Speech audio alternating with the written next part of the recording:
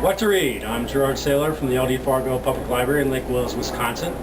And right now I'm standing in the Muskego Public Library, the Murder and Mayhem Conference in Muskego. And here with me is Chris Grabenstein. Writes a number of different mystery series. He also does some horror books and a new book series for middle readers, which has actually been very popular. Yeah, that's been a lot of fun and a whole new world for me to meet middle grade readers. They come to book signings hugging the books over their hearts. That's kind of fun. That's really good. Well, I'm a fan of the Ceepak mysteries, which are you kind of look like Ceepak a little bit. I look like Ceepak. Ceepak, what's his motto that he lives by? He will not. He lives actually by the West Point honor code, which is he will not lie, cheat, or steal, nor tolerate those who do. He's a real life Eagle Scout. Yeah, he's an overgrown Eagle Scout. I have people calling him Dudley Do-Right, Eagle Boy Scout, Goody Two Shoes, which is an expression that Danny never understands because even bad people usually wear two shoes. Right. And there's been 4 books. 4 books. There'll be Tilt-a-Whirl, Mad Mouse, Whack-a-Mole, Hellhole, and then next summer, 5th one, Mind Scrambler, will be coming out. How many in this series do you think you're going to do? 23, I always think. 23. That's how many McDonald did of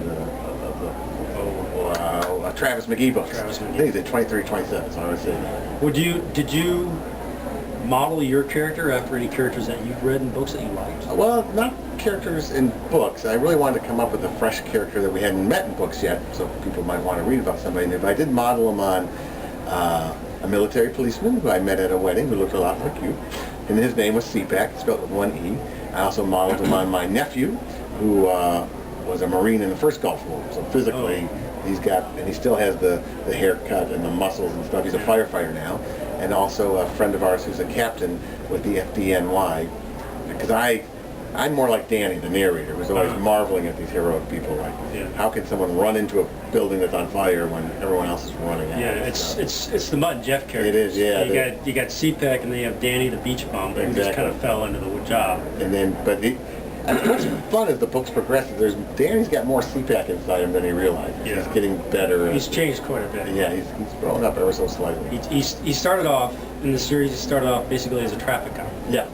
And he was a driver for Ceepak. Right. Because Ceepak didn't want to drive after it was a horrible incident over in Iraq, something that he was involved with, which actually made him give up his 12-year career with the military. Yeah, he gave up. He had some bad PTSD going on there. Yeah. And then Danny he's become a full-time actual cop, not a summer cop, and he's becoming more and more professional. Exactly. Mm-hmm. So do you ever see him like being at the same kind of level? Because Ceepak is like the leader, he's the mentor. Yeah, it's a Watson Holmes situation I've got going on, where one's the super sleuth and the other one's sort of a step behind but catching up. I don't know if we'll ever catch up with him. In fact, I don't want Danny to get too much older because we'll lose some of the fun. You keep him in time. Yeah. What about the newer series? It's on your webpage. It seems like you've been traveling around to a lot of different schools. Yes, the middle grades. It's great. You go to schools and I do a little presentation with the kids and get them all excited about writing. I used to do improv. I do this improvisational game and get them excited. But they love a ghost story. They love getting scared. And so you're encouraged to do a lot more than that. Yeah, it's fun to go in there. There's a second one in that series coming out next August. Sort of leading up into Halloween. I found I got very busy around Halloween with the ghost stories. A lot of schools wanted me to come talk to kids about it. Last question before Yes, they're starting a meeting in there. Yeah, it's going to be loud.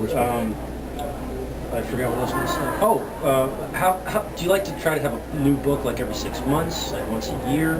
I just as often as you can get it out there? I just love to write. So a lot of writers, say I want to write. I can only write 1 book a year, but I guess because I spent all those years writing advertising, I have this discipline of I just love writing. So I typically write 3, only 2 get published, but there's like one I write that kind of either show it around and no one's that interested, or practice. Yeah, take it back, polish it up. Exactly. And they might come back again some other time.